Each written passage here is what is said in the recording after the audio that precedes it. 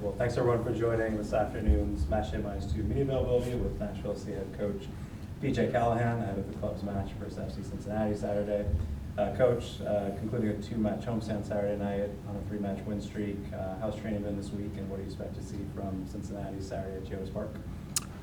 Yeah, training's been good. I think we're in a really good routine here. Kind of in our way of preparing for opponents.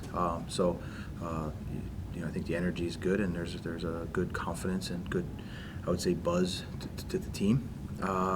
It's a Cincinnati team that I think always plays with a good intensity and good energy.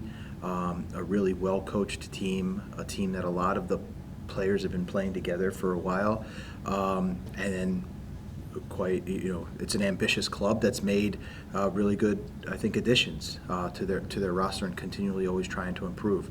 So we expect a really intense competitive match, and we have to be up for the challenge.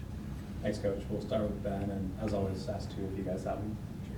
Sure. BJ, some Philly connections with Cincinnati, with Pat Noonan and Chris Albright. What have you kind of made of how they've kind of turned the club around since they took over?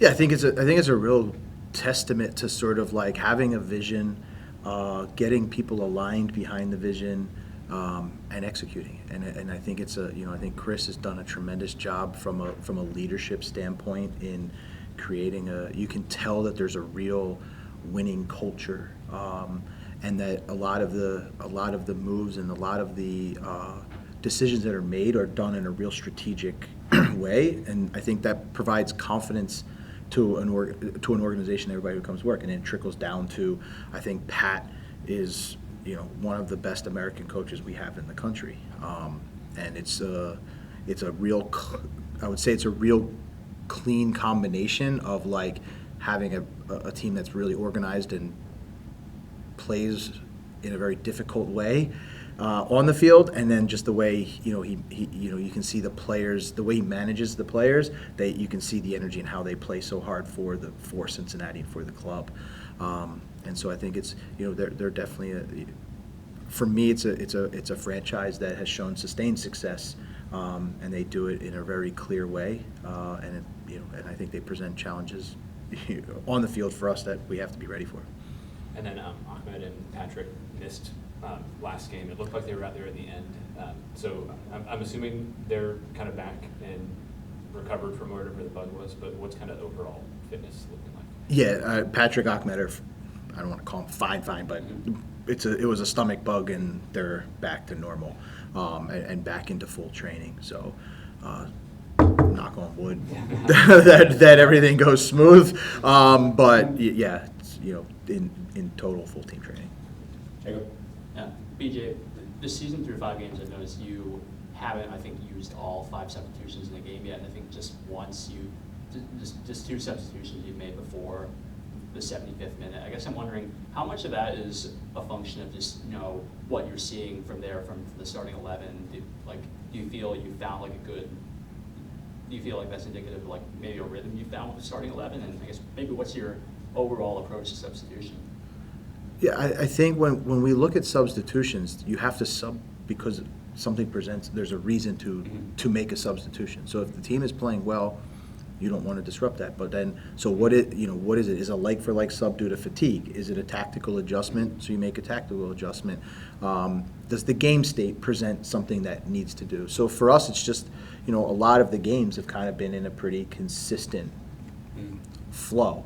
If for lack of a better term. So, I think for us it's that if things are going well, we're gonna let it continue, and we're gonna sub for specific reasons. We're not gonna sub just to sub or just because we have 5 feel like we have to.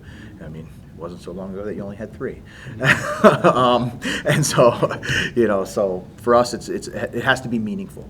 And that's our filter. It has to be for a meaningful reason. We were just talking to Joe, and he kind of said that this the game for them, or some of the guys, feels different because of the rivalry that has always been between this club and Cincinnati. Of course, this is going to be your first time facing them as a coach of this team. What's the feeling inside the locker room, side of practice. Is it different from facing any other team? I think it's the second time. So I Second, faced them okay. last year. No, you can definitely, there's definitely I think it maybe stems back from the USL time. There's definitely a heightened sense of awareness of it being Cincinnati. For us in our environment here, it's also that it's a really good team with good players, and it's a challenge. And there's some very, I would say individually there's some really talented players on Cincinnati, and collectively they do a good job bringing them all together to make it a difficult team. So from our environment, everything that we've been talking about this week is just, we're going to come up against an opponent who's very good, and we're going to have to be at our best to compete with them.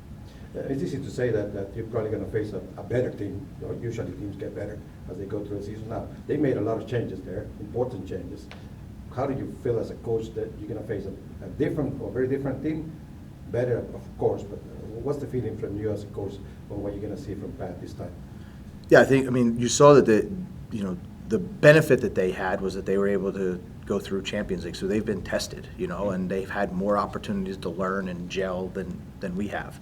But I think, seeing the additions that they've made, they're not the same team, but they have the same identity, and I think they have the same level of commitment to attack and the same sort of mentality.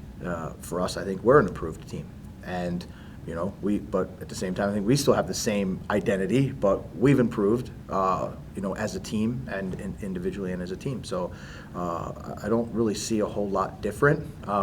We just know that it's gonna be an exciting match, and we have to be up for the challenge. Bob, you good? Anything else good? Yeah. Okay. Okay, Jacob. Yeah. Do you sense a large difference in just the vibe or the mood around the club now as opposed to maybe 2 weeks in the season after the first 2 games of the season, or is there not much of a gulf just in spirit or anything like that? No, I think when we're coming out of preseason, we were confident in the work that we had put in. I think inside our environment, we have a consistent way of approaching kind of our weeks. And so I think what that has allowed us to do is, have a consistent, let's say, mood and approach each week. Not get tied to, winning and losing or the results, but more about, how we're going to go about our business. Also knowing that we're 5 weeks into a long season, so you're never defined positively or negatively by the beginning of the season. But there is a confidence in the group that the work that we're doing is good work, and it's work that can create a winning team. Thanks, BJ. Thank you, guys.